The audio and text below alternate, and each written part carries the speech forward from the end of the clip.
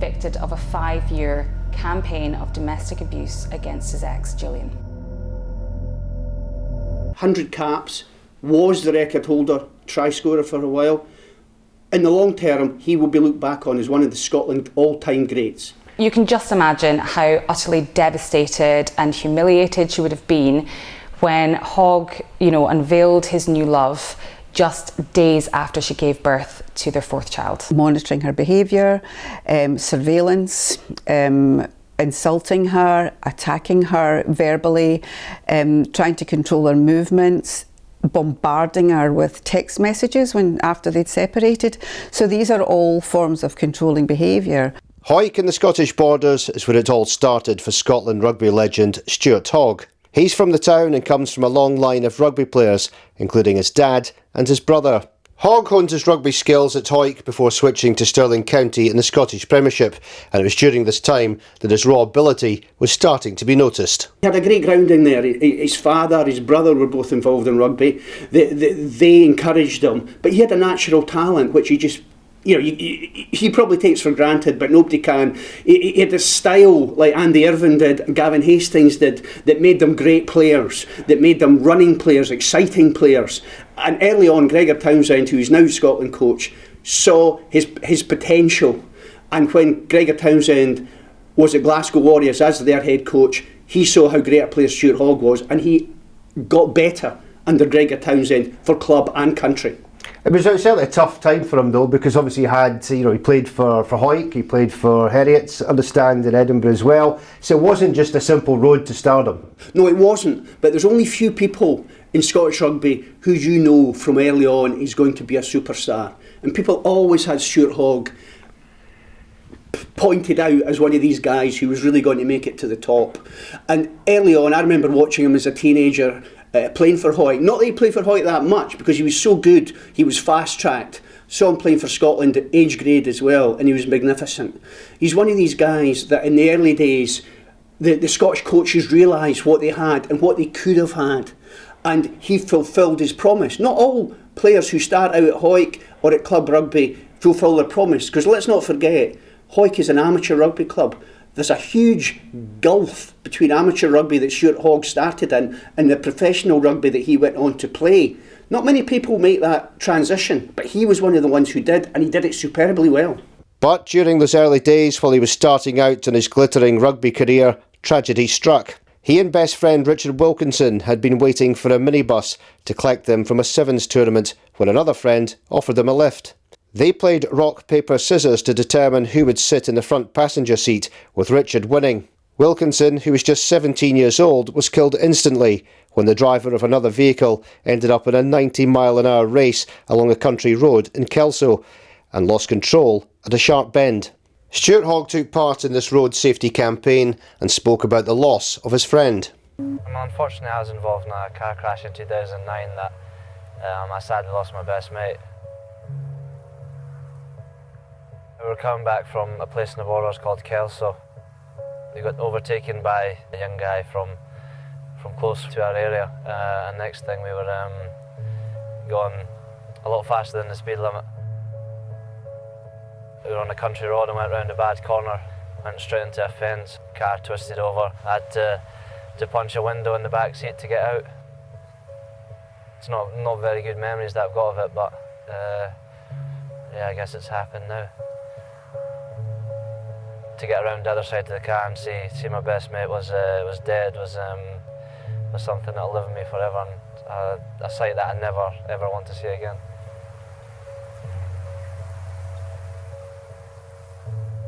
I think about him every single day, and every time I go into the pit shop, I always look up to the sky and say, "This one's for you, buddy."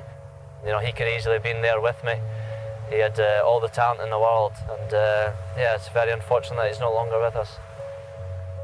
Every time you see on the news that there's been another car crash, it just brings back horrible memories, and it's never a nice thing to see.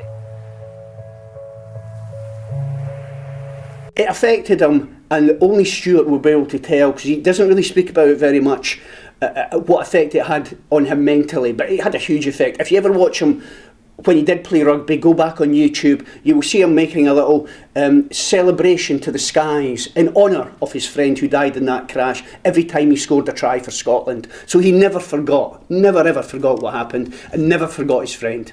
But after cheating death in a horror smash that claimed the life of his best friend, he went on to huge success on the field. His performances were being noticed, and he signed for Glasgow Warriors when he was just 18 years old, where he enjoyed success and forced his way into the Scotland squad. When you look back on Stuart Hogg's career, he will be looked on as one of the greatest Scottish rugby players. He started out at Hawick, traditional place for rugby, Glasgow Warriors, Scotland at 19. Not many people make their international debuts at 19. 3 times British and Irish Lion, and captain Scotland and the Lions. 100 caps, was the record holder, try scorer for a while. In the long term, he will be looked back on as one of the Scotland all-time greats. Hogg was all set to bow out on the high by representing Scotland at the Rugby World Cup in France last year. But in March he dropped a bombshell when he announced he would be retiring from professional rugby, just months away from the tournament. Were you surprised he retired at the time? Oh, was I surprised? Yes, I was. I thought he had a couple of good years left in him, and the fact he's come back and is now playing for Montpellier suggests he did. Yeah, I mean, I suppose the timing of the retirement was one of the things I think that shocked people just before the World Cup. Yes, yeah, exactly. I mean, he wasn't guaranteed his place, but if you watched him playing for Montpellier recently, he's playing pretty well. So, you know, there was a chance he could have made it. But I was very surprised. I really didn't. I thought he'd want to go to one more World Cup in some shape or form. Hogg married local Hawick woman Gillian Smith, who's 6 years older than him, in August 2016, in a glitzy ceremony at Balliny Castle in Peeblesshire, with a wedding featuring in Hello magazine. The son Archie was there too, as the happy couple enjoyed the special day. Hogg said at the time, "My wedding and the birth of my son will always be my proudest moments." On the outside, the couple looked to have an idyllic life, but rumours started to surface about Hogg's womanising and drinking. He also let rip on social media after getting dental implants and a hair replacement. Scottish Sun reporter Ruth Warrender has been covering Hogg's relationship saga and has spoken with friends and family. Although he was dedicated and focused on the pitch, off the pitch, he obviously loved the party lifestyle. That was especially true in his hometown of Hawick, where he enjoyed legendary status. Everyone knew him, everyone loved him. I mean, there were stories of girls literally throwing themselves at him on nights out. So, you know, some locals would say that this kind of went to his head, he became quite cocky, and he kind of felt himself as a little bit untouchable. We certainly know that he cared a lot about his appearance, and this was shown when in his late 20s, a couple of years ago, he treated himself to, you know, a full hair transplant. He got a new set of white sparkly teeth. So, you know, he obviously took pride in his appearance if he was getting, you know, a lot of attention on nights out. He did get a lot of stick for this. I mean, some fans were calling him vain, while others were saying it was a very early midlife crisis. Regardless, the way he so preciously hit out at all the abuse he was getting did show that he was quite deeply insecure. Just 4 months after retiring from rugby, Hogg and his wife Gillian split up in November 2023. Hogg then made a shocking post on social media that he was enjoying a spa weekend with the world's sexiest jockey, Leona Mayer, with the post coming just days after Gillian gave birth to her and Hogg's 4th child. You can just imagine how utterly devastated and humiliated she would have been when Hogg, you know, unveiled his new love just days after she gave birth to their 4th child. You've just, you know, carried this baby for 9 months, you've gone through all the emotions of that, and then, you know, you've welcomed this new baby into the world. Things are obviously going to be very sensitive and difficult already. They've split up. You know, the last thing you want is for your ex to be kind of parading their new love for the world to see. There was no hiding it from her. I mean, I did speak to her friends, and they were saying that, you know, she just couldn't hide herself away from it. She was deeply hurt. It was everywhere. I mean, if it wasn't in the media, it was all over social media. So, you know, it just really was quite heartbreaking for her. Friends of the couple actually revealed to me that Leona had already been up to Hawick to visit Hogg in those days. And, you know, they'd been seen canoodling in a pub together, and they'd all He'd also even introduced him to his parents. We also reported that Hogg had eyes for Leona way before the split. I mean, he had been liking Leona's pictures on Instagram, at least a month before. So talking to the friends of the couple, they said that it really did cast doubt on when the two actually started speaking and getting in touch. Sometimes after certain stories hit the press, they would unfollow each other for a bit, or they'd post cryptic messages. Nobody really knew what was going on.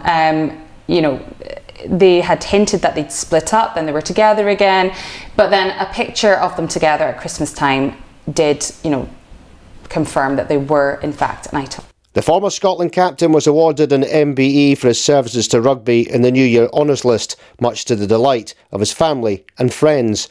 But just 2 days later, he was back in trouble after he was involved in a bust-up following a fight at his brother's house after a day out at Musselburgh races. He was awarded an MBE by the King in the New Year's Honours List. Obviously his friends and family were just completely delighted for him, including his parents, who have been his rocks over the years. But even they found themselves caught up in his wild antics a couple of days later. So the family, including Leona, who was up visiting in Hawick, on New Year's Day went to Musselburgh races, and they went and had a lovely boozy happy day out. But at night it seemed that maybe they were a bit worse for wear. The police were called, we reported that, but no criminality was found, so fair enough. But it just shows how wild things can get when he has maybe a drink. Then in March this year, police were called again, but this time to Gillian's house, and that's when he was in fact arrested for allegedly threatening and abusive behaviour. So in the following months, Hogg appeared at court several times. All dates he was supported by his parents. And then in June this year, he made the surprise announcement that he was indeed returning to professional rugby. He had been lured at retirement from French side Montpellier. So again, it just questions whether the reasons he gave at the time of his initial retirement were genuine, or whether it really was his private life that was getting in the way of his game. Hogg refused to apologise to Gillian after given the opportunity by one of our reporters outside the court. Do you have anything to say about your conviction today? Would you like to apologise to your victim? And Leona later also came under fire for victim blaming. She basically posted this big attack on Gillian, saying that she had, accusing her of making up some of the allegations, saying that, it was only her side of the story that had been heard. Hogg hadn't had a say yet. So there was a lot of backlash on that. Some are calling for him to hand back his MBE and do the right thing. They think it's the right thing to do, and if he doesn't do it, if he refuses, then he should be stripped of it. I think his fans are just really, truly shocked. They wouldn't have really known this side of him. I mean, maybe they would have heard about the reputation of being a bit of a ladies' man, but I just don't think they would have maybe known the level of abuse that was actually within his own home. So I think people are just really sad and shocked, really, and they kind of probably feel a bit let down. He was an absolute legend in rugby. So to see this other side, this dark side to him, will just be really shocking and upsetting for everyone. Just a few months after his New Year Day bust-up with his brother, Hogg was in trouble again. This time the police were called after an incident at the family home in Hawick. Scottish Sun court reporter Thomas Brown covered Hogg's court case. Yes, back in February last year, Stuart Hogg had a disagreement with his wife at the time, Gillian, at the family home. By that time they were separated. Mr Hogg was described as being belligerent in the house, and at that point this was done in the presence of their children, and it led to the children becoming upset. Police were called, and on that day Stuart Hogg was taken into police custody. He was released on with an undertaking agreement not to contact Gillian or enter or go near the house, and unfortunately again on the 30th of March Mr Hogg breached these conditions by contacting Gillian once again. On the 7th of May Hogg appeared in court and he was again released on bail, and with the same conditions not to make any contact with Gillian at all or enter the house. On the 12th of August he was involved in a FaceTime video call with his children, and he persuaded the kids to give the iPad to Gillian so he could contact her. that would have been a breach. So Gillian at that point returned the iPad to the kids and didn't take part in the conversation. One of his items he wanted to discuss was their divorce, finances, and also about the state of his life. After numerous court appearances at Jedburgh Sheriff Court, Hogg's case was finally heard on the 4th of November this year. The prosecution produced 6 charges against him, but some of those against him were dropped, including a stalking charge during an affair with secret lover Gilly O'Donnell. The mother of 3 said he approached her on social media during the COVID pandemic in 2020. She claims he hounded her with hundreds of messages and phone calls over a 17-month period. She even approached Exeter, the club Hogg was playing for at the time, to complain about his behaviour.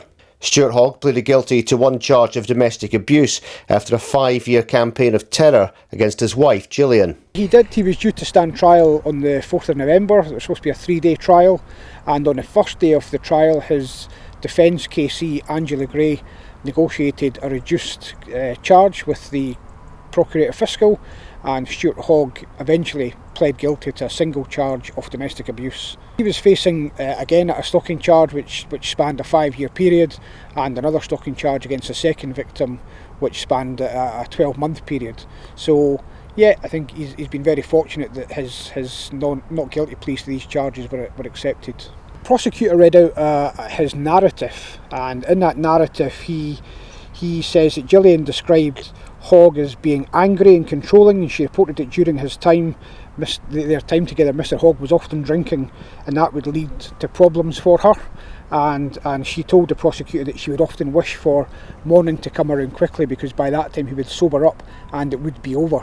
She would then not be facing his abuse. I think this was the first time in this whole trial and this whole court process that we actually got the detail of what was going on. It was quite shocking. We also heard that Gillian's mother and sister had become concerned about her. They had noticed changes in her behaviour and in how she was, and that was concerning for them. Sheriff Patterson has requested criminal justice social work reports to consider all options to him. He told Hogg that would include the Caledonian Men's Project, a restriction of liberty assessment, and I suspect ultimately a fine will be considered. Gillian was constantly being bombarded with hundreds of text messages by Hogg when on a night out with friends. He was calling her and shouting and swearing down the phone. He also messaged her questioning her movements when she was dropping off her kids, and it became clear he was using an app to track where she was.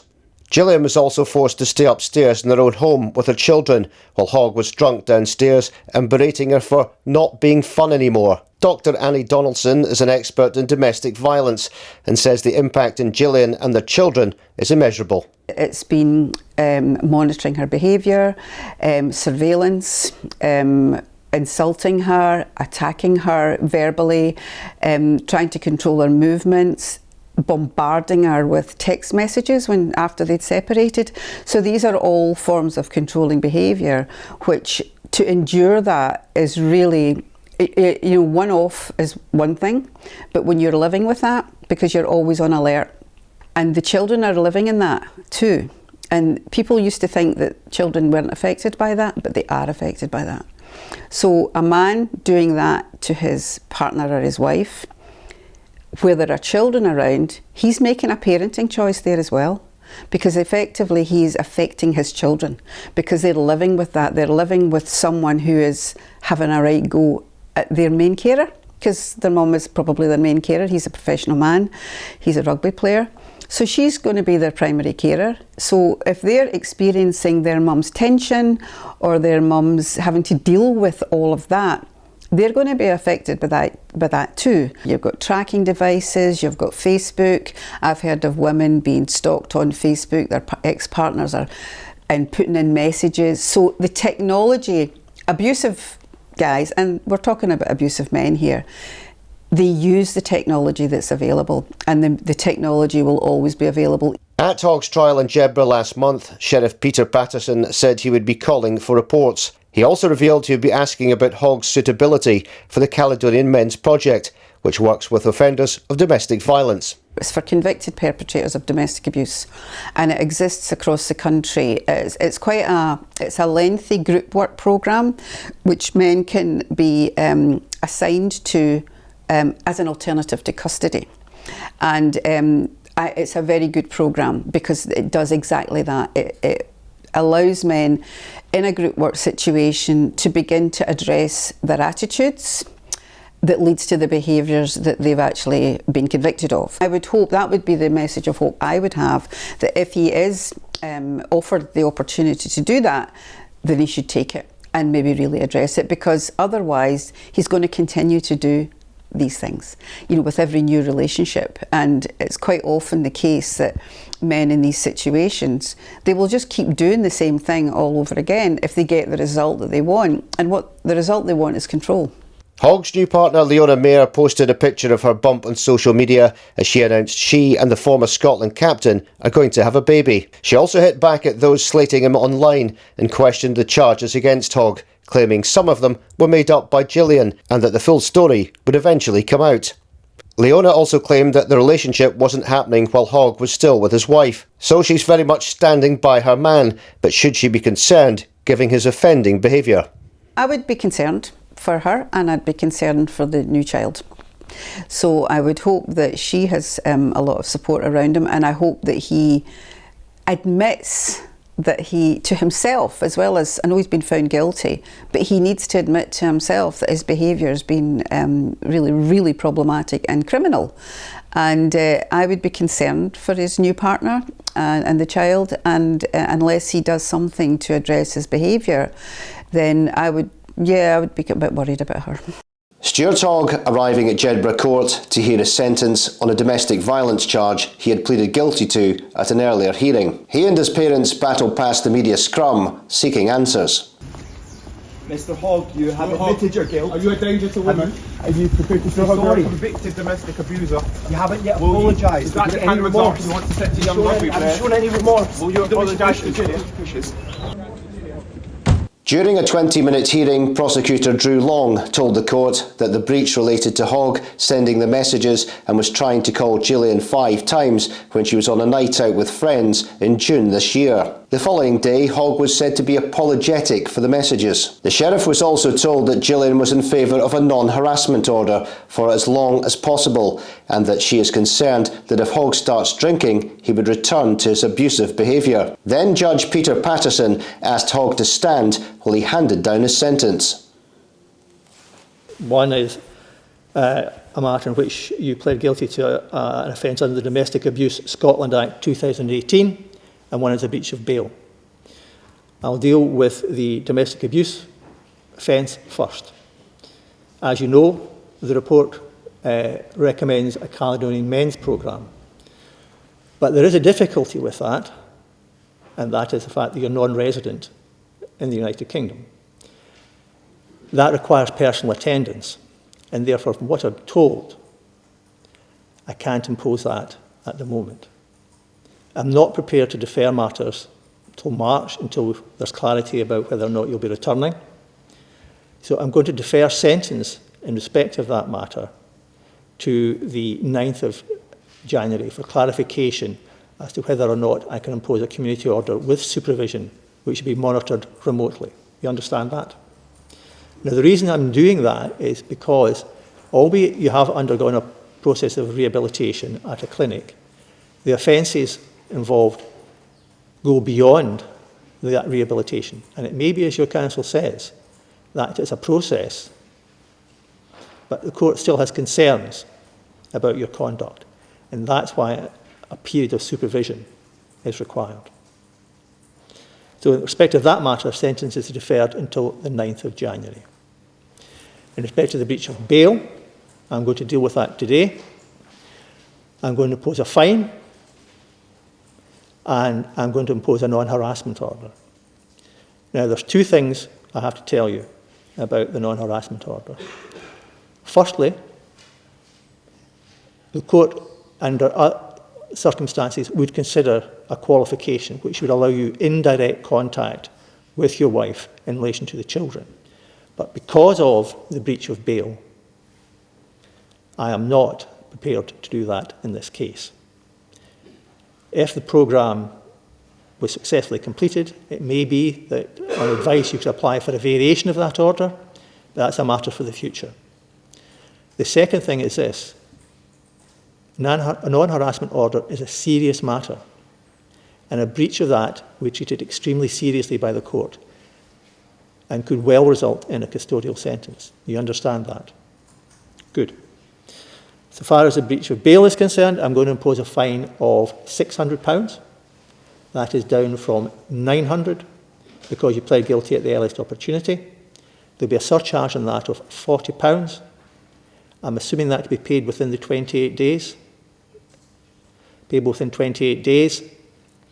And I'm going to impose a non-harassment order for a period of 5 years. You've not to approach or contact or attempt to approach or contact Gillian Hogg for that period. You understand that as well? Thank you very much.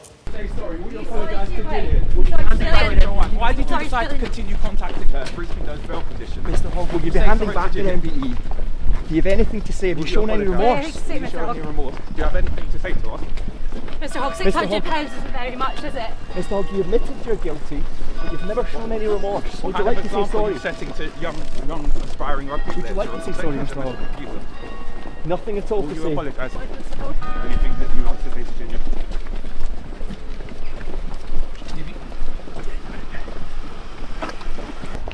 Are you going to listen to the judge this time, Mr. Hogg?